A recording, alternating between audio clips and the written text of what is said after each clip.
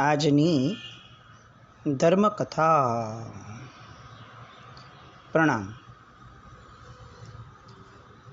ધર્મકથાના માધ્યમમાં અત્યારે આપણે ભારત વર્ષના એવા યુગની અંદરમાં છીએ કે જે યુગમાંથી આપણે ઘણું જ શીખવાનું હતું, પણ કદાચ આપણી પ્રજા જે છે એ એટલું શીખી ન શકે. ચાણક્ય શબ્દ વપરાય અને આપણને તરત જ અર્થશાસ્ત્ર, નીતિશાસ્ત્ર આ બધું યાદ આવે. પણ ચાણક્ય શબ્દ સંભળાય અને રાષ્ટ્ર પ્રત્યેની વફાદારી, રાષ્ટ્રના હિત માટે જે કરવું પડે તે કરવું, આવો ભાવ આપણે ક્યારે પણ સમજી નથી શક્યા. નેશન ફર્સ્ટ આ શબ્દ આપણે આજકાલ બહુ સાંભળીએ છીએ, પણ એનો આશય શું છે ને એ સમજવું મહત્ત્વનું છે. એ કોઈ પોલિટિકલ પાર્ટી એના હિત માટે આપણને આ શબ્દ ગોખાવી દે અને પછી એ જે કરે છે એ જ નેશનનું હિત, એવું નહીં. મહાજનો, અમાત્યો એ રાજાશાહીને કઈ રીતે સંરક્ષણ કરતા હતા, એ આખા તંત્રનું, એ આમાંથી શીખવા જેવું હતું. કોઈ રાજા મોટો નથી હોતો, રાષ્ટ્ર કરતાં મોટું એક પણ વ્યક્તિ નથી હોતું. આવી જે આખી ખુમારી ચાણક્યના સમયની અંદરમાં અને ચાણક્યના જીવનની અંદરમાં જોવા મળી, એ અદ્વિતીય હતી. નંદ પ્રત્યે એમને આવેશ આવ્યો અને આખાને આખા નંદવંશનો ખાત્મો બોલાવી દેવાની જે એમણે કસમ ખાધી, શપથ લીધી, એની પાછળ એ સમયે આવેશ હતો, એ વાત 100%ની સાચી. પણ ખાલી આપણે કલ્પના ચિત્ર ઊભું કરીએ ને તો ચાણક્ય જેવો વ્યક્તિ ફક્ત એક ગુસ્સાના કારણે આખાને આખા રાષ્ટ્રનું અહિત કરે, એ અશક્ય છે. નંદના જવાથી રાષ્ટ્રને પણ ફાયદો હતો, એવું જો ચાણક્યના મગજમાં ન બેઠું હોત તો ચાણક્યએ ક્યારે પણ પોતાના આવેશને આટલા લાંબા સમય સુધી ન ખેંચ્યો હતો. વિદ્વત પુરુષો એ છે કે જે પોતાના કશાયોને કદાચ એ સમયે ઉદય થયો અને આવી ગયા તો એને સેવી લે, પણ એને લાંબા સમય સુધી રાખીને સાચવીને રાખે નહીં. ક્રોધ આવી જાય એવું બની શકે, પણ હવે ક્રોધને કેટલો ટકાવવો એ આપણા પર નક્કી છે. આપણે ઘણીવાર આવું વિચારીએ, ઘણીવાર આવું સાંભળીએ છીએ કે બધું પૂર્વભાવના કર્મના કારણે થાય છે. એવું નથી જ, 100% નથી. જો એવું જ હોત તો વર્તમાન સમયની અંદરમાં પરાક્રમની, પુરુષાર્થની કોઈ મહત્તા જ ન રહેત. ટેકનિકલી આપણે સમજવા જેવું છે કે પૂર્વનું કર્મ એ વધુને વધુ એટમોસ્ટ જો કંઈ વસ્તુ કરી શકે તો એ ઉદય આપી અને છૂટું થઈ જાય. પરિસ્થિતિની અંદરમાં યા તો આપણને એ કંઈક કસોટી આપી જાય, યા તો કોઈ કશાયનો જન્મ થાય એવી પરિસ્થિતિ નિર્માણ કરીને જાય.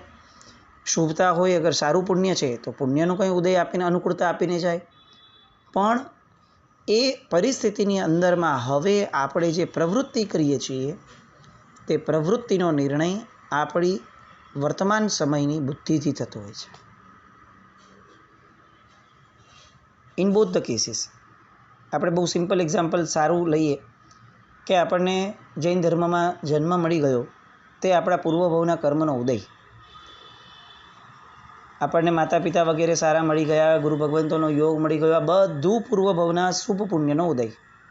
પણ આપણે અત્યારે એની કિંમત એટલી આંકી નથી શકતા અને એને એ લાઈફમાં પ્રાયોરિટી નથી આપી શકતા. એ આપણો વર્તમાનનો અવળો પુરુષાર્થ, એને પૂર્વભાવ સાથે લાગતું ઓળખતું નથી. આપણે એને પણ જો ઠોપી દઈએ કે આ પૂર્વભાવના કર્મના કારણે છે તો એ ફક્ત ને ફક્ત આપણું બહાનું છે. સેમ વે દુઃખ માટે, દુઃખભરી પરિસ્થિતિ આવવી એ ઉદય છે કર્મનો. એમાં કદાચ 100% નિમિત્ત ગણી શકાય કે આ પૂર્વભાવના કર્મના કારણે છે. પણ આ પરિસ્થિતિની અંદરમાં દુઃખ અનુભવવું કે નહીં, દુઃખની સામે લાચાર થવું કે નહીં, એ નિર્ણય આપણી આજની મતિનો છે, વર્તમાનની. એટલે ચાણક્યના કેસની અંદરમાં આપણે આ એનાલાઇઝ કરી શકીએ કે કદાચ એને આવેશ આવી ગયો હશે અને નંદ રાજાની સામે બદલો લેવા માટેનો જે આખો પ્રસંગ એનો થયો, નિર્ણય લીધો, એ બધું જ એમના પૂર્વભાવના કદાચ સંબંધોના કારણે હોઈ શકે. પણ મહાઅમાત્ય છે, મહાવિદ્વાન છે, પંડિત છે, એવો વ્યક્તિ પોતાના ઉદયને આટલો બધો વશ ન થાય, એ લાચાર ન થાય. એમણે પોતાના ઉદયને લાંબો સમય, દીર્ઘ સમય સુધી પકડીને રાખ્યો. એનું કારણ ચોક્કસપણે એવું માનવું પડે કે એમની મતિની અંદરમાં બેઠેલું હતું કે નંદવંશનો અંત લાવવો એ રાષ્ટ્ર માટે પણ જરૂરી છે. ગઈકાલ સુધી આપણે જોયું કે મૌર્ય વંશ જ્યાં ચાલે છે તેવી જગ્યાએ એક સ્ત્રીને દોહલો ઉત્પન્ન થયો અને ચંદ્રને પીવાનો દોહલો કોઈ કાળે પૂર્ણ થાય એવું નહીં. અને છતાંય પંડિતવર્ય એવા ચાણક્યની નજર આ દોહલા જૈનામાં ઉત્પન્ન થયો છે, આ દોહલો એવી માતા ઉપર પડી કે આ બાળક એ ચોક્કસપણે ગર્ભનું જે છે એ ભવિષ્યનો બહુ મોટો સામ્રાજ્ય બનશે. અને એટલે દોહલો પૂર્ણ કરવા માટે આ રાજ્યને બરોબર એકદમ પોતાનાથી આવર્જિત કરવા માટે પંડિત ચાણક્ય એ પોતાની આખી શક્તિઓને હવે દાવ પર લગાડે છે.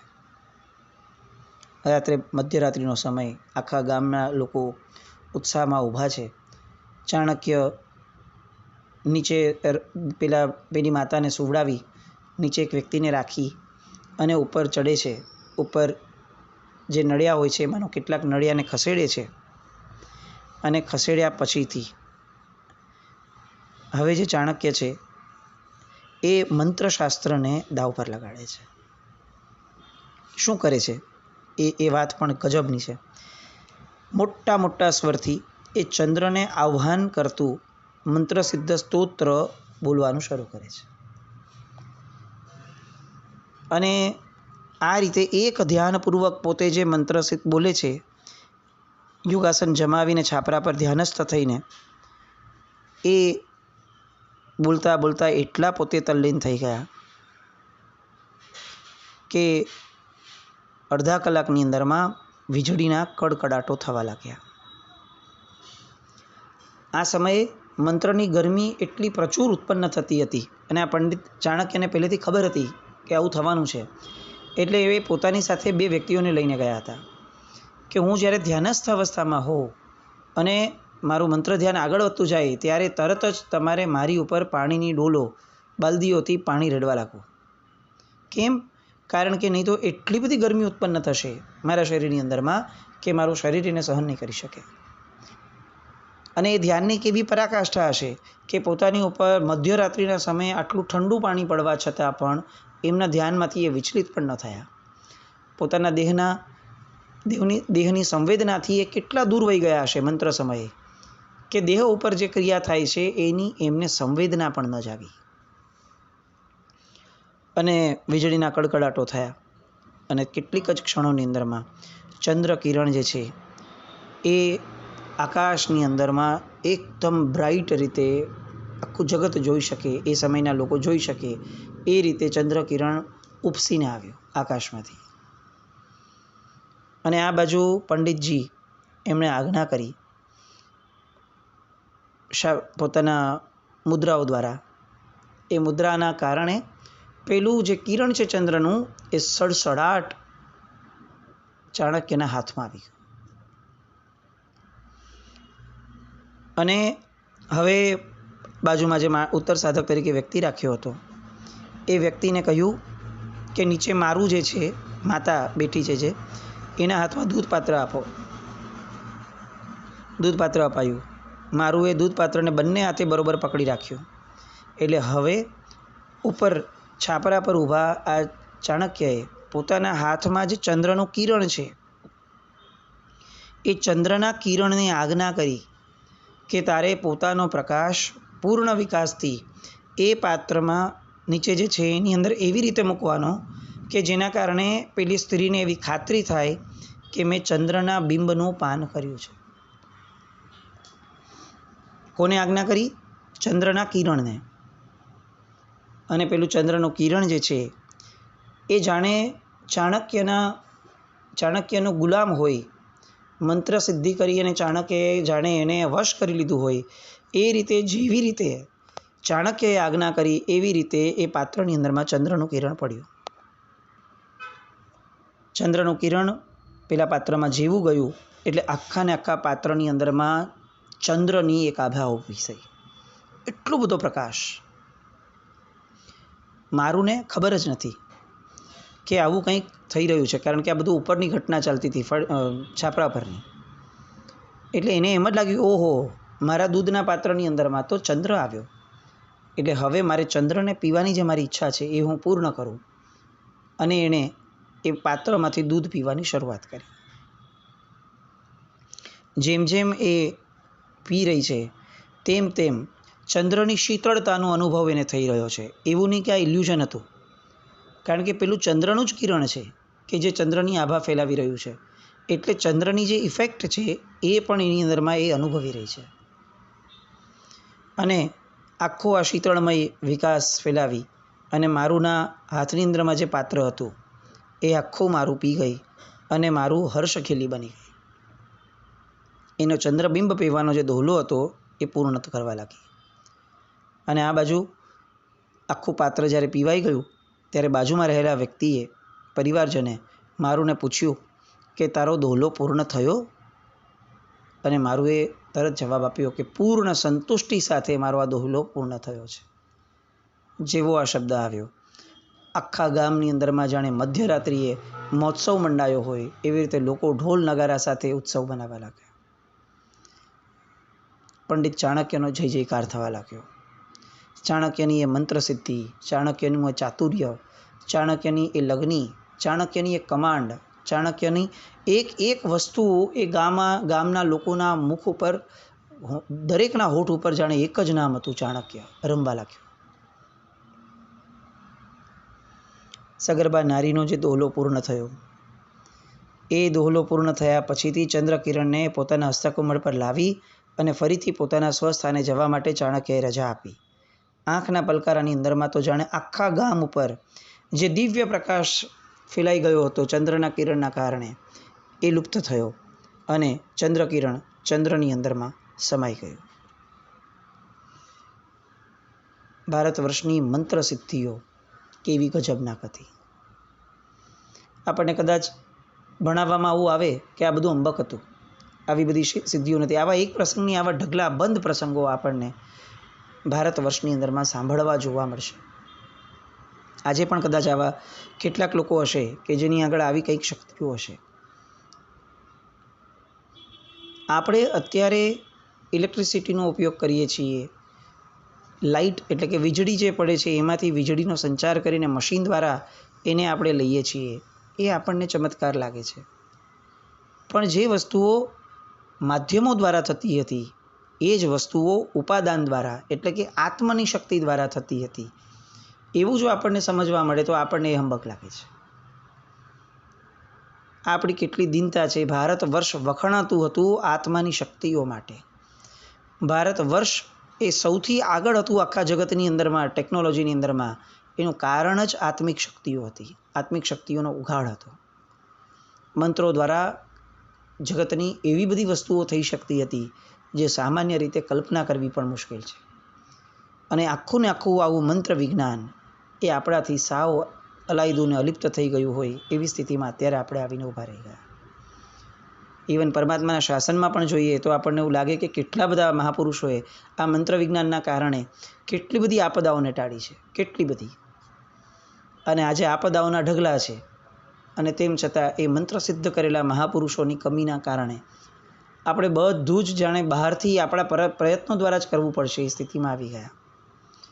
પન્યાસ ચંદ્રશેખર વિજયજી મહારાજ સાહેબ ઘણીવાર આવું કહેતા કે સ્થૂળના બળ એટલે કે બહારના પ્રયત્નોનું જે બળ છે એ સ્થૂળના બળ કરતાં સૂક્ષ્મનું બળ કે જેમાં કોઈ એક સાધક પલાઠી વાળીને બેસી જાય એ બળ લાખ ગણું ચડિયાતું બને.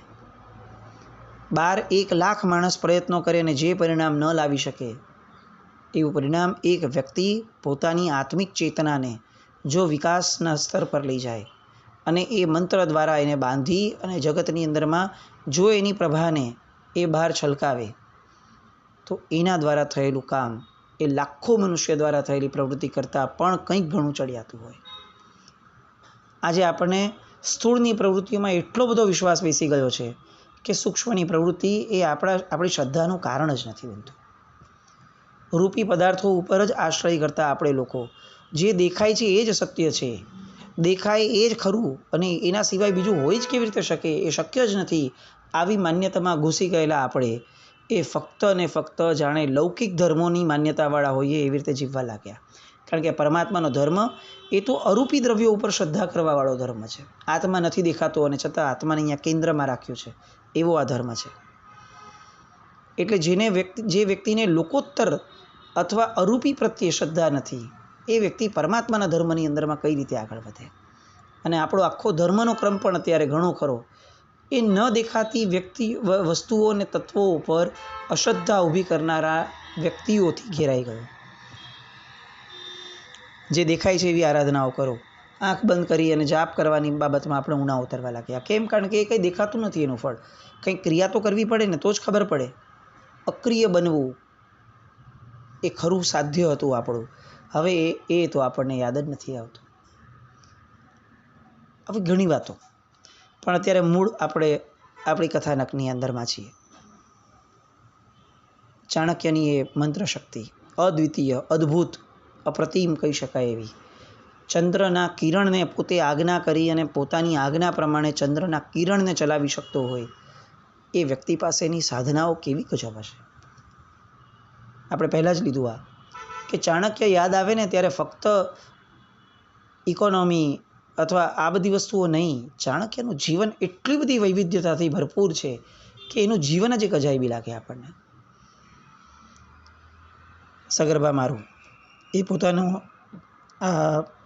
દોહલો પૂર્ણ કર્યો અને સમય થતાં પૂર્ણમાસે એક તેજસ્વી, અતિ સ્વરૂપવાન અને મજબૂત બાંધાના એક ભાગ્યવાન બાળકને એમણે જન્મ આપ્યો. જ્યોતિષશાસ્ત્રના જાણકાર એવા પંડિત ચાણક્યએ બાળકની જન્મકુંડલી દોરી અને એના ગ્રહો સમ્રાટ પદને લાયક હોવાના કારણે એ ખૂબ હર્ષિત થયા. ચંદ્રપાનના દોહલા ઉપરથી આ બાળકનું નામ ચંદ્રગુપ્ત રાખવામાં આવ્યું. ચાણક્ય ત્યાં જ રહ્યા. ગ્રામજનોએ પણ એમને રોકીને રાખ્યા. 5 વર્ષ જેટલો સમય વીત્યો. એટલે હવે પાલક પિતાએ પંડિતજીને રાજવંશી શિક્ષણનો સુંદર બંદોબસ્ત કરાવવા માટે જણાવ્યું.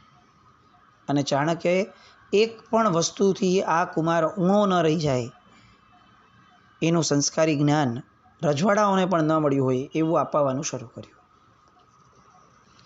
હવે આ ચંદ્રગુપ્તના પિતા એ કંઈ એટલા ધનવાન નથી, એટલે જ્ઞાન મેળવવા માટે જે અર્થની જરૂર પડે એ જરૂરનું શું કરવું? ચાણક્ય પાસે પણ એવું કોઈ ધન સંચય નથી. એટલે હવે ચાણક્યએ આ બાળકના હિત માટે અને અવાંતરે ભવિષ્યની અંદરમાં રાષ્ટ્રના હિત માટે એક ઉત્તર સાધક તરીકે 32 લક્ષણના પુરુષને શોધ્યો અને જંગલમાં જઈ પોતે જે વિદ્યાઓ મેળવી છે એમાંથી ધાતુ વિદ્યા નામની વિદ્યાના મંત્રના આધારે સુવર્ણ સિદ્ધિ વિદ્યા સાધવાની તૈયારી કરી. આ સુવર્ણ સિદ્ધિના પ્રયોગો આપણે પેથળશા આદિના ચરિત્રોમાં પણ જોઈ ગયા હતા. ચાણક્યએ સુવર્ણ સિદ્ધિનો પ્રયોગ કર્યો અને કાળી ચૌદસની મધ્યરાત્રિએ સ્મશાનમાં જઈ વિદ્યાની આ સાધના સિદ્ધ કરી અને મગધ સમ્રાટનો સામનો થઈ શકે એ માટે આ મંત્ર સિદ્ધિ કરી સુવર્ણ સિદ્ધિની પ્રાપ્તિ કરી અને સુવર્ણનો સંચય કર્યો. હવે શિક્ષણની અંદરમાં કોઈ જ કમી ન રહી. આ ચંદ્રગુપ્ત 12 વર્ષના થયા ત્યાં સુધી પંડિત ચાણક્યની ઈચ્છા અનુસાર એને વીર રાજ્યપુત્રને છાજે એવું શિક્ષણ એને મળ્યું. રાજ્યપુત્ર પંડિત ચાણક્ય ઉપર પોતાના કુટુંબી કરતાં પણ વધુ પ્રેમ ધરાવતા હતા અને એના કારણે ચંદ્રગુપ્ત એ પૂર્ણપણે ચાણક્યની આજ્ઞામાં રહેતા.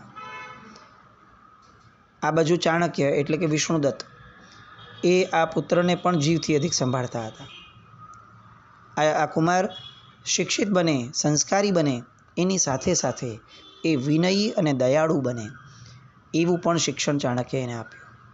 કારણ કે રાજા એ જ નથી કે જેની પાસે બધી ચાલાકી હોય, રાજા એ પણ છે કે જે દયાળુ હોય, જે વિદ્વાનોનો વિનય કરતો હોય.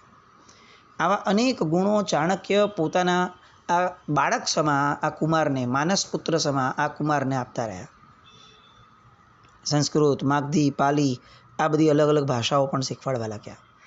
શસ્ત્રો, અશ્વવિદ્યા, હસ્તિપાલન આ બધી વિદ્યાઓ 72 પ્રકારની ઋષભદેવ ભગવાને દાખવેલી બધી જ વિદ્યાઓ, કળાઓ એ આ ચંદ્રગુપ્તને શીખવાડવા લાગ્યા.